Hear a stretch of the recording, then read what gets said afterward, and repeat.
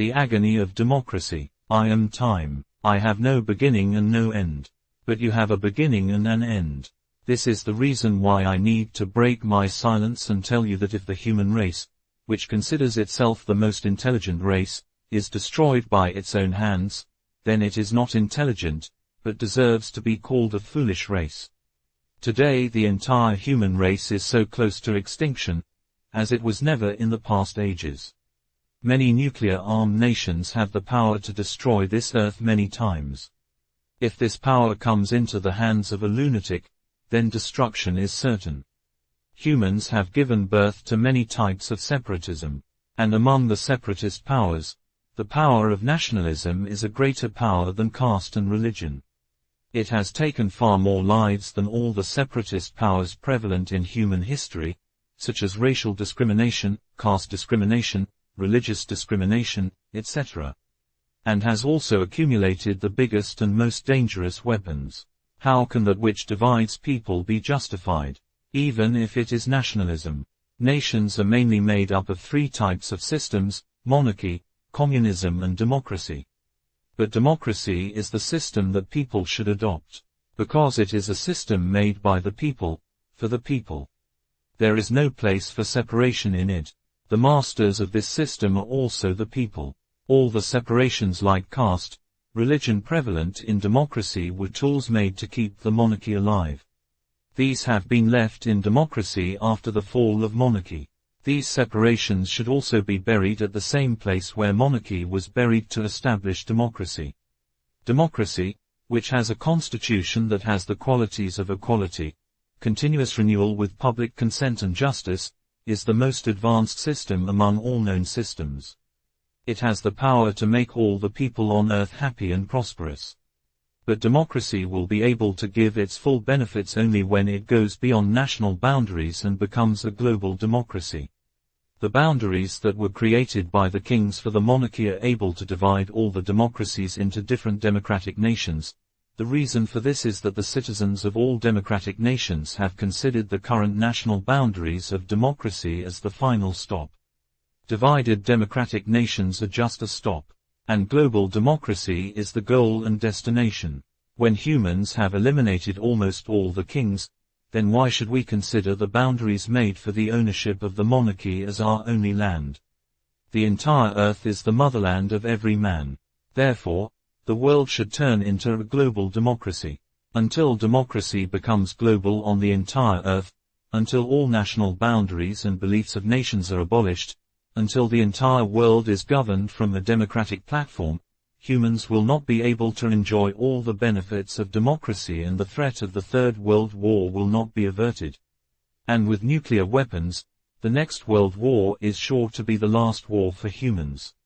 If humans know the reasons in time, how humans reach this door of destruction, and how can this crisis be averted and a global democracy be created, then only it will be possible for mankind to survive. To know this, you will have to know human history with me from my point of view. Because until the origin of the disease is not known, its treatment is not possible. But in this journey of time, only those readers and listeners will be able to know the problem who are unbiased, who will listen to me by leaving aside separatist feelings like caste, religion, nationality, etc. If hearing the truth hurts your feelings or you don't have the courage to know the truth, then stop the journey here. I am a witness to such events which happened simultaneously, at the same time, but the events and results were different. All these events are connected to each other like a cloth is woven in its warp and weft. Since all the events are related to different problems, it is appropriate to call them different. Nature has given different powers to all living beings and assigned them certain tasks. The reason for the development of intelligence in humans is also a responsibility. The function of intelligence is exploration. Hence that responsibility is also exploration. Exploration of the mind inside. Exploration in the universe outside. Exploration of resources. But the intelligence that abandons its original function of exploration and starts finding pleasure in stagnation, is not worthy of being called a human race. From here humanity starts moving towards downfall. Who is stagnant and who is the explorer? To tell this, I will have to start the discussion from the time when humans were not intelligent. They used to live like other species. But the moment this question came to the mind of the first human, who created the sky? Who created the earth, trees and plants? Who is the one who filled the flowers with color and the fruits with sweetness? Who is the one who created us? There must be someone. It is not possible to become something just like that. Who is that supreme God who created this universe? This is where this first human became different from other humans and became an explorer. The first explorer asked this question to other humans. But nobody had thought of this before. So instead of an answer, he got silence. But just as one light is lit by another light, many humans took up this question and became explorers. The search was so intense that it left even renunciation behind. Some searched in the mountains, some in the forest, some drowned in the sea and lost their lives. Some got immersed in fire, some stayed hungry and thirsty and took the resolution to give up their lives. They said that until the Supreme Father appears before them, I will not eat even a single grain of food, I will give up my life just like that. But not all humans became explorers.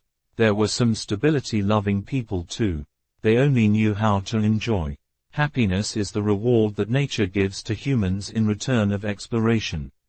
But if we accept the reward from nature but do not do the work given by it, that is exploration, then it will be called cheating. The price of intelligence is exploration. We have to repay the debt of nature by exploring and researching. But paying the price of being a human to nature by exploring was not acceptable to stability-loving humans. They considered explorers to be fools. Being their relatives and friends, sometimes they felt pity on them, seeing the difficulty of their exploration journey and their spirit of sacrificing their lives, and sometimes they got angry considering them to be fools. These stability-loving humans only wanted to enjoy life and live their lives, so I will address them as atheists. They only wanted to wander, they had nothing to do with exploration. According to me, this is the real definition of an atheist. Humans got divided into two groups, one group of atheists and the other group of explorers. Atheists started trying to mislead explorers and make them like themselves. Atheists considered explorers as wayward. They saw them as fools who were deliberately putting themselves in trouble. Atheists got an idea: why not create a false supreme God, declare him as the creator of the universe and hand him over to explorers, and put a stop to their search, so that explorers can again enjoy the peace like atheists. Explorers can again become atheists like them. And they made a plan and did the same. With great pomp, deceit, lies, and conspiracies, atheists were partially successful in doing this. Those explorers who accepted the false gods fabricated by atheists as their supreme fathers became believers. And those who could not be deceived remained explorers and are still explorers. I call them real. Now there were three types of humans present in front of me.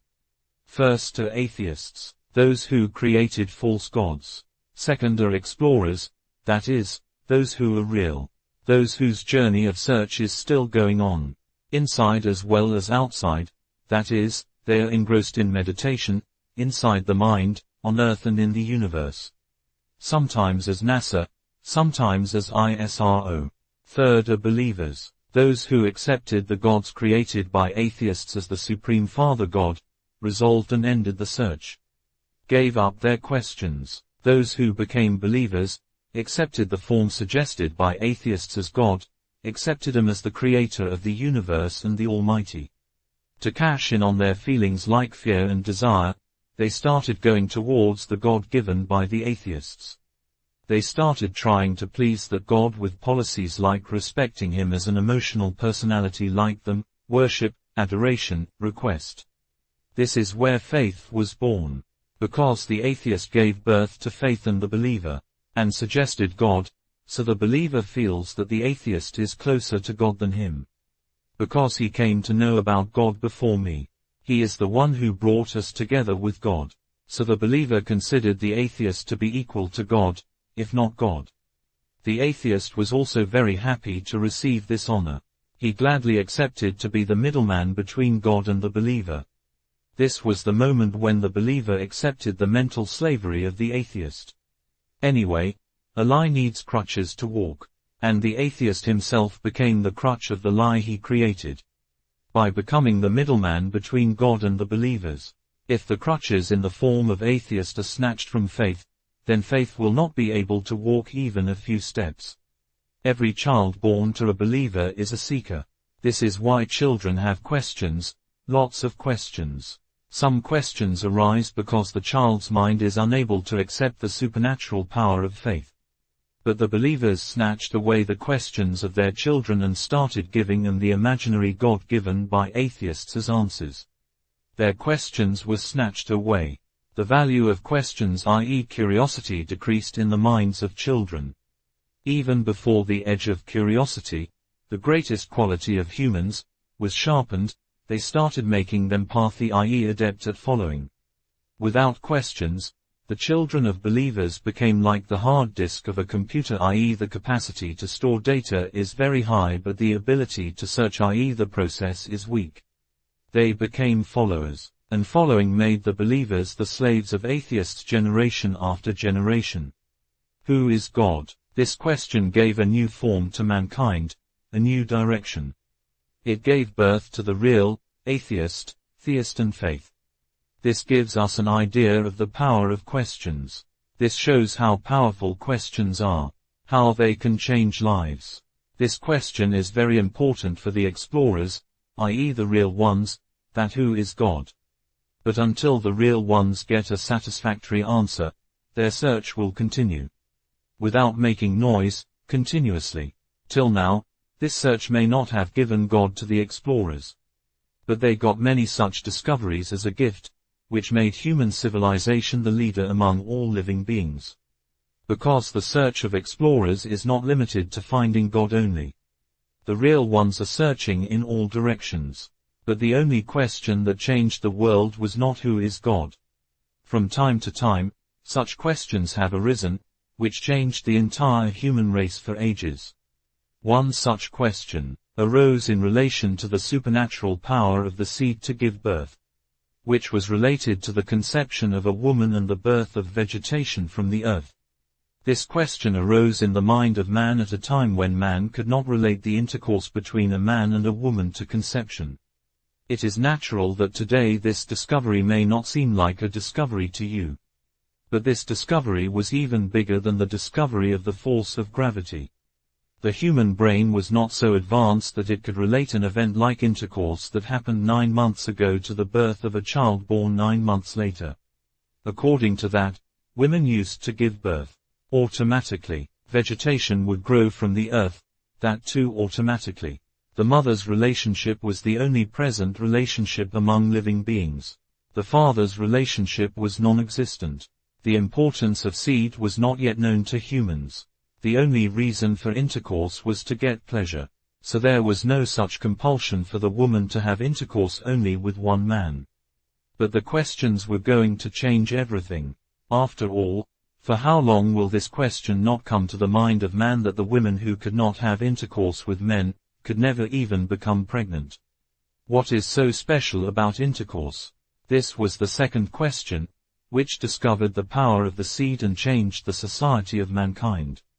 Where there is a question, there is a search, and where there is a search, there is an answer. Soon man understood the relation between seed and birth, regarding the conception of a woman, and also regarding the origin of vegetation from seed and earth. The explorers, that is, the realists, discovered the supernatural power of the seed to give birth, but when this discovery reached the stagnants, it was certain to be misused. As soon as the knowledge of the supernatural power of the seed to give birth was received, man came to know that he also has a part and contribution in every child born by a female. He also has a relation with the child. But how to prove one's relationship? This puzzle was yet to be solved. The strong desire of man to give birth to a child as a father arose as an opportunity. One obstacle in the way of man to prove his relationship was that the woman was not in contact with only one man. There was no such rule, no requirement that the woman should be in contact with only one man. And until this happens, how can the man be assured that the child to be born is from his seed? Some man thought that if a woman only copulates with him, then he can claim that the child to be his part. He can become a father. He can give birth to a new relationship. But until the opportunity for a woman to copulate with many men is completely eliminated, how can the man be assured that the woman will give birth to his child? Until then, a woman's copulation with many men was not a strange thing. Rather, it was natural. It was normal and natural. It is still the case with other species. This was the situation. A woman's own way of life, her own food, her own earnings, i.e. hunting. Agriculture would only come into being after this question. Hence, hunting was the only means of livelihood. The man was stronger than the woman, so he told his decision to the woman. The woman was forced to spend her entire life with only one man. While this compulsion was not for the man. With this change, a plan was made and the foundation of the institution of marriage was laid. Forests started becoming fields and women became wives. It is not that before this change women did not give birth to children, or the seed spread in the forest did not become trees after getting buried in the earth. But whether it was earth or vegetation, everything was common to all living beings. The mother did not show ownership over any child, she just nurtured him out of love, fed him milk, food, taught him to hunt, walk, but never asked for anything in return. She did not even ask for a promise that in old age you will serve me or be near me. Leaving aside humans, even today the same system exists in all living beings. But the father became a father only to establish authority. So man, becoming a husband and a farmer, started claiming rights over the crop grown. In the conception of a woman, the seed belonged to the man. But man had no contribution in the emission of plants. Plants themselves are capable of spreading their seeds in the forest. But the farmer snatched the seed from the plant and took over the field by claiming rights over the land.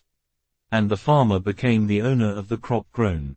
Whatever the relationship of fatherhood gave to man, it was merely snatched from woman. Her freedom, her male-like personality, her self-confidence, everything was sacrificed for man to know that the man can be assured that the woman whom he has accepted as his wife, has his seed in her womb and not of any other man. So that he can be called the father of his wife's child.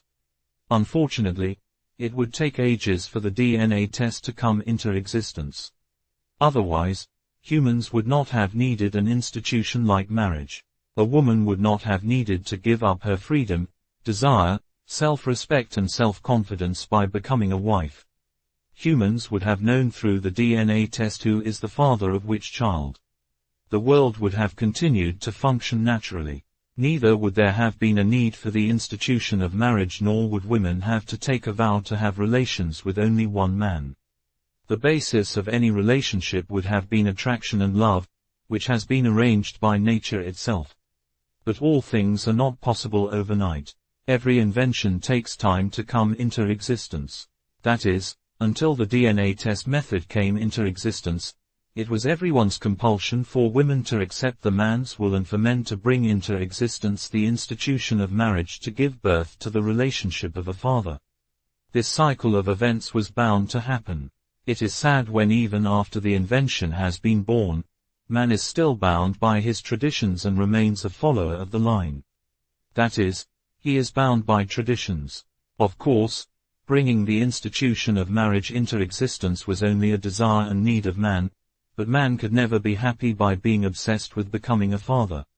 Because marriage was an unnatural rule. Before the advent of the institution of marriage, first of all attraction used to arise between a man and a woman, from attraction came intimacy, and from intimacy came love. But the basis of the birth of the institution of marriage, the only purpose of marriage was to make the man attain the title of a father. So it was rare for love to arise in this scheme. Because the freedom of women had ended. Where there is fear, bondage and planning, it is very rare for love to arise. If love happened in marriage, it happened. If it did not happen, it did not happen. Men who became husbands were always in doubt. If their wife ever came in contact with another man, how would they be sure who the father of the child in his wife's womb was? The whole plan would go awry. Due to this doubt, first of all, the intercourse of a woman who became a wife with another man was prohibited and declared the most unacceptable act of the society. This was addressed as a stigma.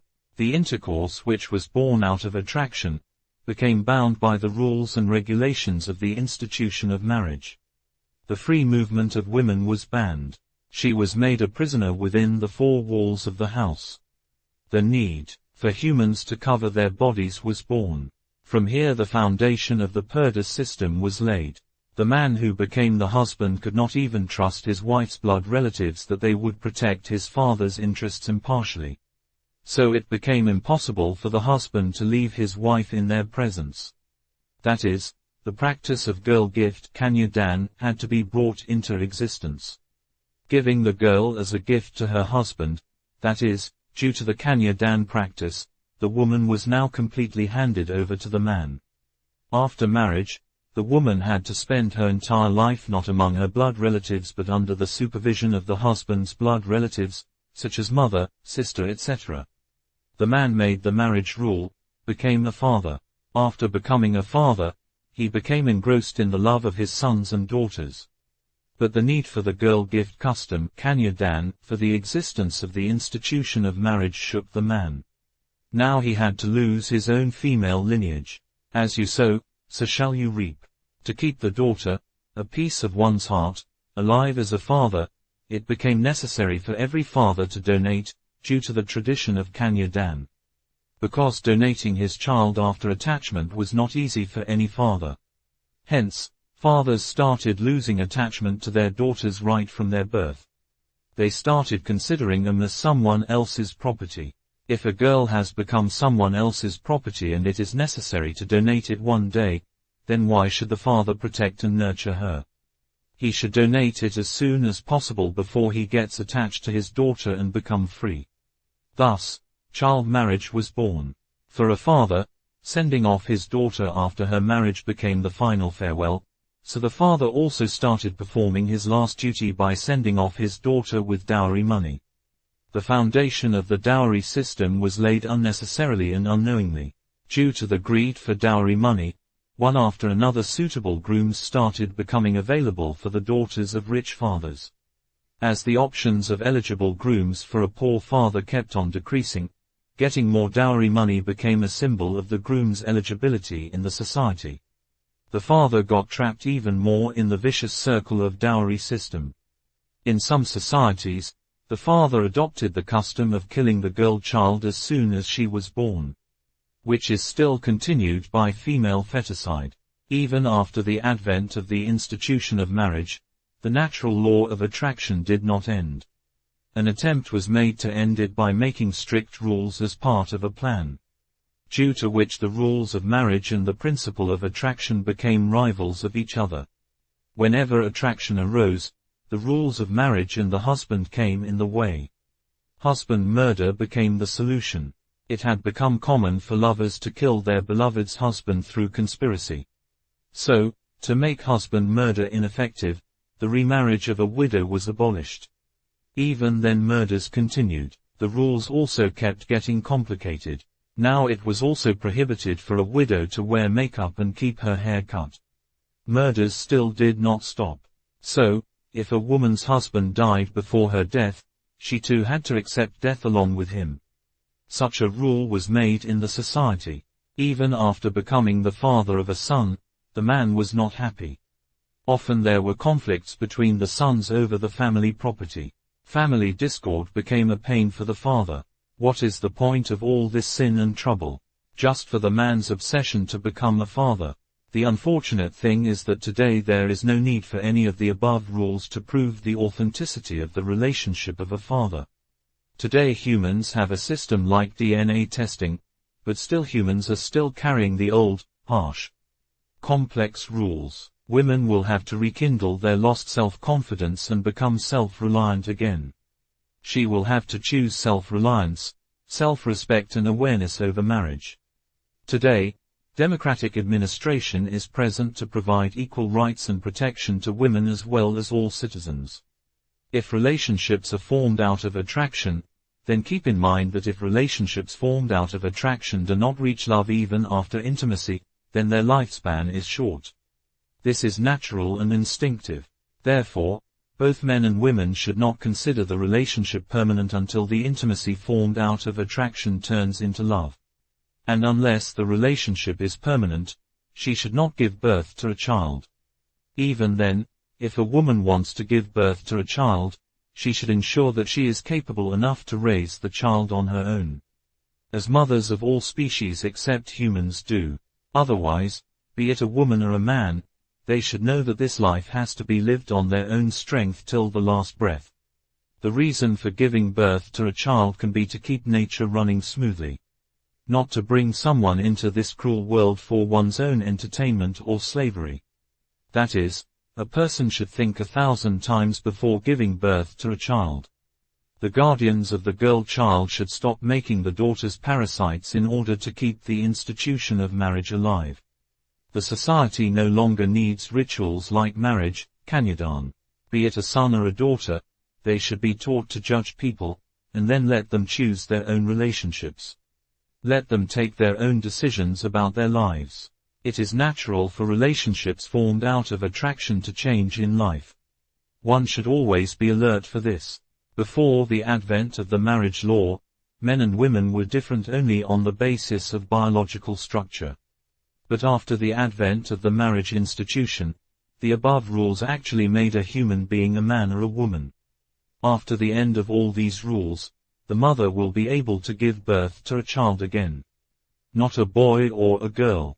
The question arising from the seed's ability to conceive laid the foundation of the marriage law on one hand and put humans in the above circumstances. As if every action has a reaction. On the other hand, in the field of plant farming also, the knowledge of seeds gave rise to different unique circumstances. Before the advent of agriculture, all humans were hunters. But after acquiring knowledge of seeds, due to the discovery of agriculture, some hunters became farmers. They abandoned weapons and adopted the plow. Because being a hunter meant risking one's life every time for every hunt. The farmer society was climbing the ladder of prosperity and happiness every day. While the knowledge of female conception gave the farmer society many relationships like father, aunt, uncle, etc. in the form of family, the knowledge of plant seeds gave the society stability, prosperity and a system like partial democracy. But unfortunately all humans did not become farmers. Some were still hunters, but they did not want to take the risk of going to the forest and hunting animals. Because easy prey was available in front of them, they became farmers in the form of humans. The hunters formed groups and snatched the grains from the farmers at the time of harvest. The farmers were left with grains enough to survive, so that the farmers can again do farming and the hunting gangs can take away the land from them again. But the hunters also had their own problems. Like the existence of many different hunter groups, all the groups clashed with each other for the right to loot from the farmers. They fought bloody battles. They would determine the border areas and divide the farmers and their agricultural land among themselves. But this division would happen only when two hunter groups were of equal power. The expansion of power of one hunter group would prove to be the destruction of the other group. Therefore, expansion of power became the first need of every hunter group. The hunters started making every object, creature, human in their jurisdiction a medium to expand their power. Farmers were allowed to do agricultural activities only during sowing and harvesting of crops. Otherwise they had to fight forcibly for the hunters' jurisdiction. They even had to sacrifice their lives. Because the hunters owned every object, air, water, light, living beings, humans and even their souls coming under their jurisdiction.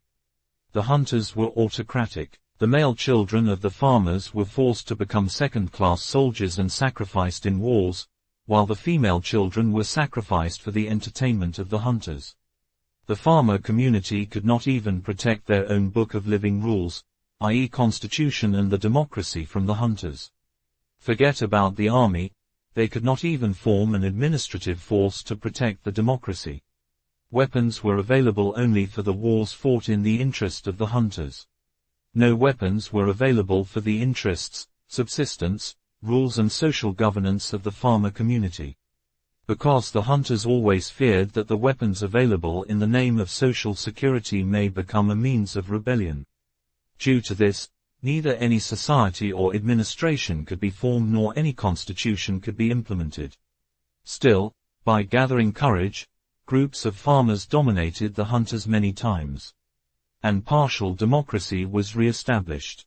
Because democracy is a policy of service and livelihood. The purpose of democracy is to provide stability, prosperity to the people and to provide them with an opportunity to discover the real things. This is the reason why the violent, cruel hunters, expansionists, exploiters, being immoral and overly ambitious always defeat and destroy democracy by force. The atheist was also saddened to see the plight of the society and the farmers.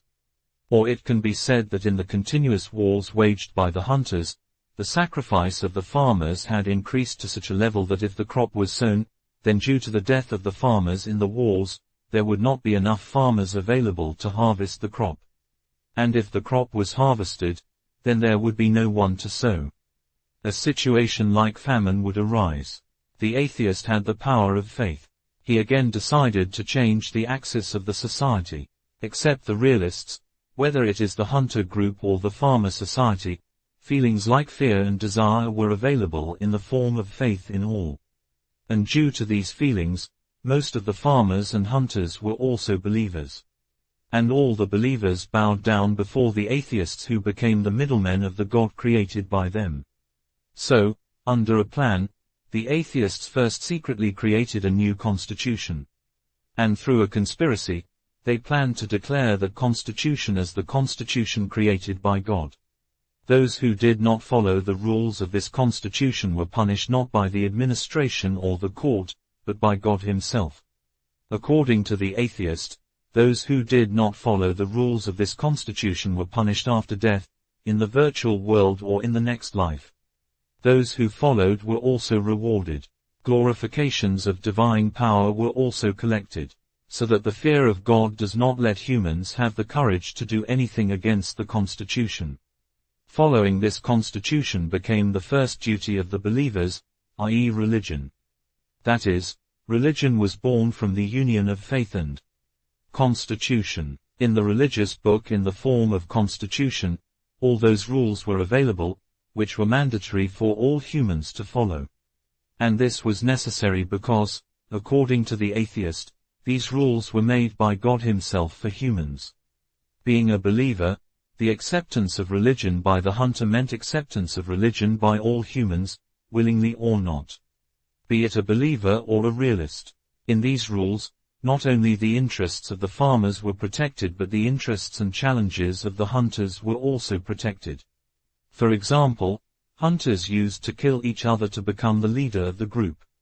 But according to religious texts, leadership was reserved for a hunter's family on a clan basis.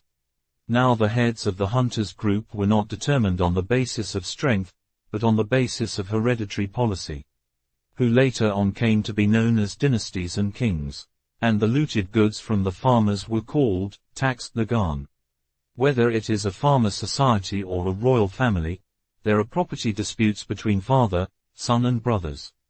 There are rules for settling all these disputes in religious texts, be it a farmer family or a hunter family. To end the bloody conflicts between father, sons and brothers arising out of property division, religious texts gave the right to all the property to the eldest son after the death of the father. It was ordered that the rest of the sons should consider their elder brother as their father and the elder brother should consider his younger brothers as his son. Any right of daughters in wealth, property and governance was abolished. Atheists had also made some rules in religious texts for their own benefit. How could it be possible that such a big liar and conspirator is hatching a conspiracy and does not see his own benefit in it? From the birth of faith, atheists who became the middlemen between God and theists, on one hand got respect equal to God, on the other hand, they did not need to do any work or hard work for their livelihood.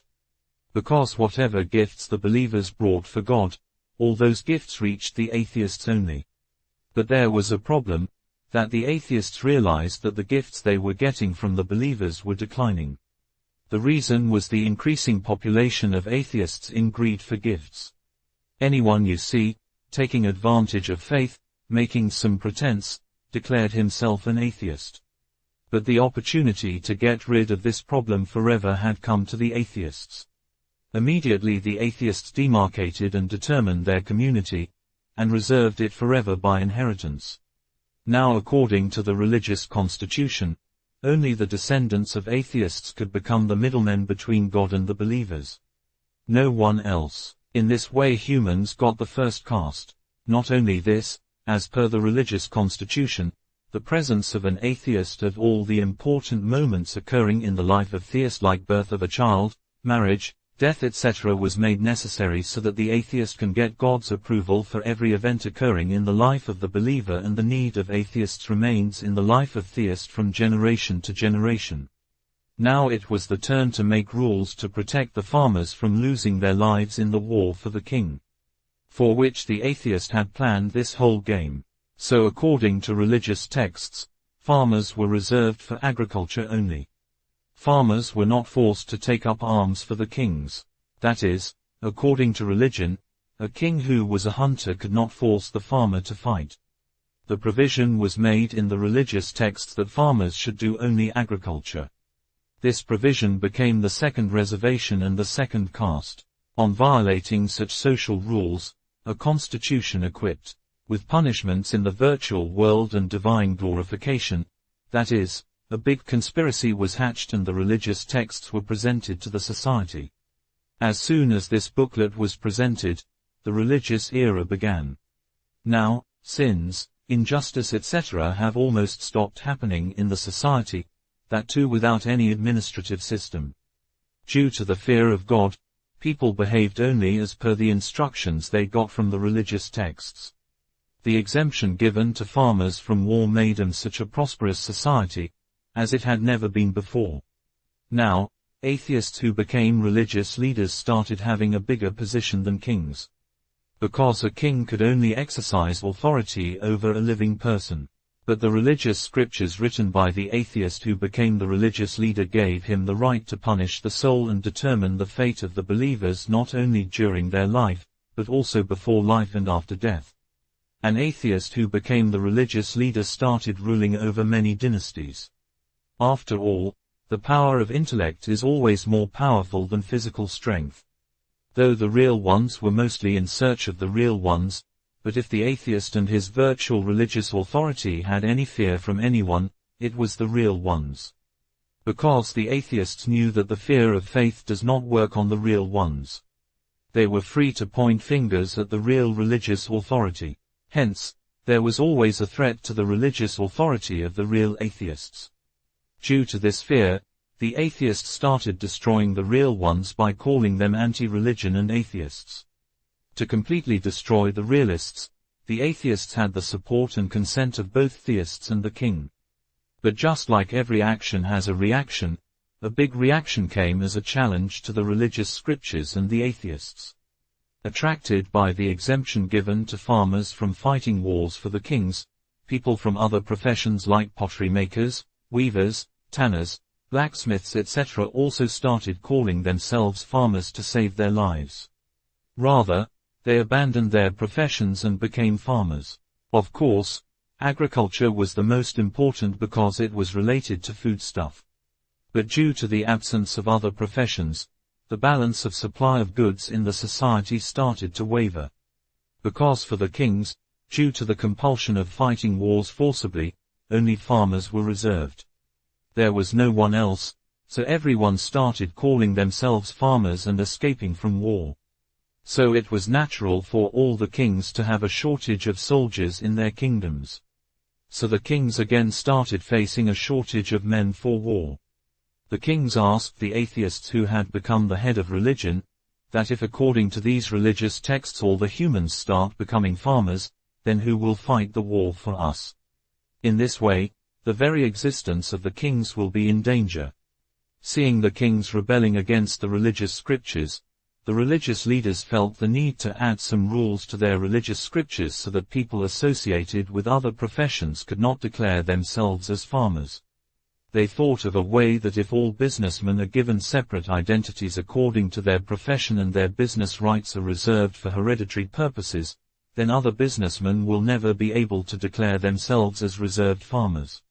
Therefore, the person who was associated with a particular profession, it was made compulsory and reserved for him to do the same profession for hereditary purposes. To provide convenience and to keep such a monarchy alive, humans got many castes. But the problem of the religious leaders did not end here. The human mind is very stubborn, it finds some way or the other for its convenience. Therefore, after the birth of this caste system, to declare themselves as farmers, other businessmen used to get their children married in farmer families. This was like a citizen of a poor nation marrying a citizen of a rich nation to get citizenship of a rich nation. To get rid of this problem, the religious scholars again felt the need for new changes. And marriage relations between all reserved professions were prohibited. This change in the religious text was made by atheists, due to which all societies got divided forever. And they are divided even today. But some clever kings asked the religious leader that how can you make changes in the constitution made by God? The religious leaders realized their mistake and convinced the kings that these changes were not made by them but by God himself for the protection of religion, by taking incarnation, in the interest of religion. Whenever there is a need to change the rules in the interest of religion, then God himself determines and proves that change by taking incarnation, with evidence, by doing Leela. Now whenever there is a need for any change in the religious scriptures, the atheists would announce an incarnation. This new incarnation would bring new rules with it. The democratic system is more modern than all the religious provisions because for making changes in the constitution, there is a provision for the establishment of parliament and not incarnation. But some kings understood the conspiracy of the atheists. But due to the bondage of faith and fear of God, instead of eliminating the religious leaders, they made such a move which was going to give them double benefit. Some clever kings requested the religious leaders that whenever they announce the next incarnation, they should announce the next incarnation from their lineage only. This was both a request and a threat. For the first time, the atheist who became the religious leader felt the fear of the power of the kings, and the descendants of clever kings started being declared incarnations. Due to which both religious power and power had come in the hands of humans who became kings from hunters. The groups who became kings from hunters always tortured humans. But after assuming religious power, the hunters also became like God for the believers. But there was also a problem of faith and the religion created from it, that due to the establishment of different religions in different regions, many different religions had come into existence, who forced the kings to fight and lose their lives to implement their religious texts, i.e., constitutions.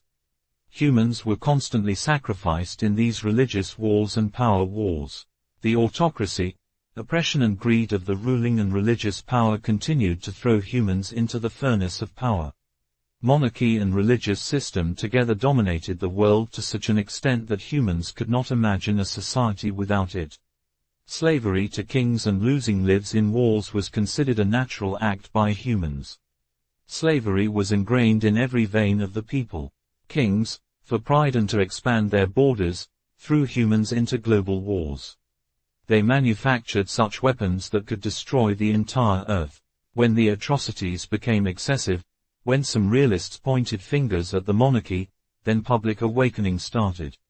Under pressure, some foolish kings allowed some societies to create a mechanism for the operation of self-made constitution by the citizens of the nation. Remember that these constitutions were not religious texts made by atheists. These were true constitutions made by the people. This step became the reason for the downfall of those foolish kings and monarchy.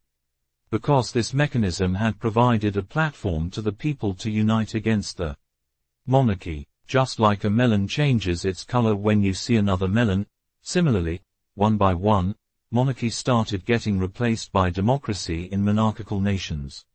But the religious system, still having its roots in the minds of the believers, was watching the nations changing into democracy after the downfall of monarchy. The nations which abandoned monarchy and adopted communism, they also abolished the power and faith of religion along with monarchy. This reaction shows how powerful the communists are. But the structure of communism proved incapable in running the society. Otherwise I would have supported the communism system instead of democracy. Citizens of some democracies also, by ending the power of religion, started implementing the new, egalitarian constitution made by realists through the administrative system, parliament, judiciary, journalism. And the need for king and religion ended. The pair of democracy and new constitution started implementing their own system of running the society. But no democracy has banned faith. But this did not happen in all democratic nations. The nations whose citizens had more subordination to the constitution of religious scriptures flowing in their blood vessels than necessary, chose the religious scriptures as the constitution of the democracy instead of a new constitution. That is, they gave up monarchy and adopted democracy, but being afraid of faith, they adopted the same constitution which was given to them by the religious leaders, i.e. the atheists.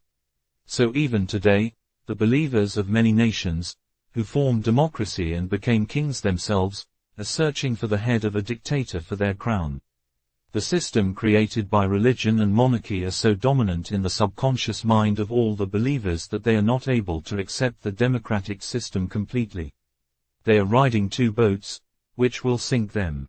After all, put a banana and a gold coin in front of a monkey. But the monkey will only pick the banana, whereas how many more bananas can be bought with one gold coin? Similarly, leaving democracy, the citizens of some democracies choose religion and monarchy. When the realists established democracy and handed over new constitutions to humans, the citizens of some nations turned those new constitutions upside down and chewed them. Just like the monkey had turned the gold coin upside down. But in the end, he wore the same religion-based constitution, which was like a banana. The situation has become so complicated that the representatives of democracy and political parties have also started keeping religion and castes alive to win elections, which will again create the grip of the religion system on the followers of democracy, just like the religion system had subjugated the monarchy, i.e. the hunting group. This one hole is enough to sink the ship of democracy. Recognizing castes and matrimonial circles formed between them even after the monarchy is gone is a proof of extreme stupidity. Even after I told them that the very existence was for monarchy to execute a conspiracy to save lives in wars. After all, what is the use of religion and caste in democracy? What is the relation? But some cunning representatives and political parties know that if people are divided, they will benefit. And if in democracy people succeed in dividing political parties and making them compete, then people will benefit. That is why they keep people divided by keeping caste and religion alive. Even today democracy has to live in pieces, confined to those border lines, which were drawn by monarchy. Otherwise all democratic nations should have merged long ago and become a global democracy. Because the masters of democratic nations are not different kings. All democratic nations have the same king, that is, the people of those democracies. But whenever I try to unite different democratic nations, the first thing that comes in the way is the religious and caste differences prevalent among humans. This is the reason why I had to break my silence and tell the reason behind the origin of faith, religion and castes. Otherwise, democracy can bind the entire world's people in a society, without nations made by kings and without religious texts made by religion, with a constitution with equal rights. And by eliminating the need for nations and religions, a global democracy can be created, which has the best constitution, capable of providing equal rights and opportunities to all humans. Religion-based constitutions should never be given a place in the new democracy. Otherwise, it will be like traveling in a bullock cart even in the age of supersonic jet planes. Because if democracy is the body, then the constitution is its soul. You can see that the democratic nations whose constitutions have less encroachment of religious constitutions, are more advanced nations. Otherwise, who knows when the religion created to save the existence of hunters turned kings, and the different democratic nations bounded by the border lines created by the kings, will wage wars for religions, for nationalism, and end the human race. The world should end the recognition of all kinds of nations and their border lines and form a global democracy. The whole world should be governed from a democratic platform. After the end of nations and their border lines, the need for national borders, military forces, nuclear weapons etc. will automatically end from the whole world. Humans living on the whole earth will be free to live and go anywhere in the world. Due to the end of national border lines, soldiers will turn into police administration and will free the society from terrorism, poverty and crime. In the name of nation, not even a needle tip of land will be available for terrorism to flourish. The money and volunteers that will be received by the world government due to the abolition of border defense expenditure should be used for serving the senior citizens of the world. Because since man has become the most advanced among all living beings, he has broken the fertilizer cycle of nature. As a result of breaking that cycle, he has got old age as a punishment. This cost of being a human should be borne by all humans together. All the senior citizens of the world should be the responsibility of all humans and the democratic government till their last breath. They should not be left at the mercy of their relatives. To build a global democracy, neither war nor violence is required, and neither force. All that is needed is a capable leader who can awaken the masses. Maybe you are that talented person. I am waiting for a world leader.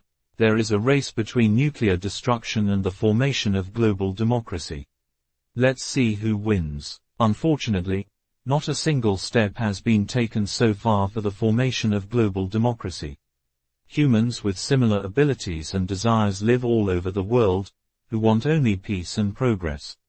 If the kings of all democracies, i.e. citizens, demand global democracy non-violently, then no power, dictator, king or ruler of any kind of nation will be able to stop the world from having a global democracy even after using any of their forces.